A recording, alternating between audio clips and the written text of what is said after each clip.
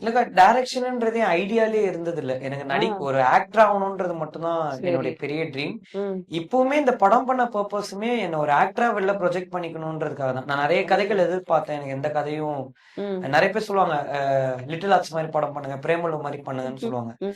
ஆனா அந்த மாதிரி கதை இருக்கான்னு கேட்டா யாருகிட்டயுமே இருக்காது. அது ஓகே, அட்வைஸ் ஓகே. மட்டும் சொல்லுவாங்க. ம். சோ அப்ப யாருமே பண்ணலனா நமக்கு நம்ம ஒண்ணு பண்ணிக்க வேண்டியதா இருக்குன்றதா மெயின் பர்பஸா இது சரி. ஆரம்பிச்சது. ம். ம். ஏன்னா சீரியஸான கேரக்டர்லயே என்ன நிறைய பார்த்துட்டாங்க.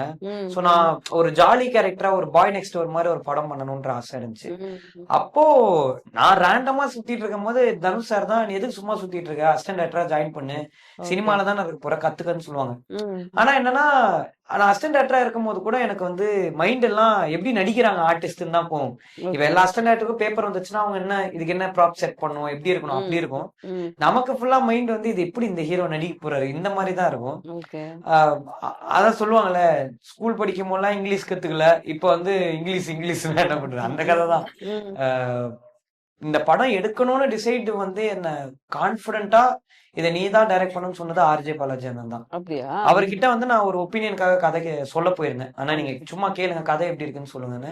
ம். அவர் கேட்டுட்டு இந்த படம் நீ தான் டைரக்ட் பண்ணணும் அப்படின்னு ஓகே. சொன்னேன். ஏன்னா இனிஷியலா எனக்கு மத்த டைரக்டர்ஸ் கிட்ட கொடுக்கணும் தான் இருந்துச்சு. ம். ம். நம்ம எப்படி அதை பண்றதுன்ற பயம் இருந்துச்சு. சரி. பட் அவர் கொடுத்த ஒரு கான்பிடன்ஸும் என் ஃப்ரெண்ட்ஸ் எனக்கு கொடுத்த கான்பிடன்ஸும் தான் சேர்ந்து ம். நானே என் ஃப்ரெண்ட்ஸ் வச்சு போன்ல இந்த மொத்த படத்தையும் ஷூட் பண்ணிட்டேன். அது எனக்கு இன்னும் கான்பிடென்ட்டா இருந்துச்சு. ஓகே, இதை ஓகே. நம்மளால ஷூட் பண்ணிட முடியும்.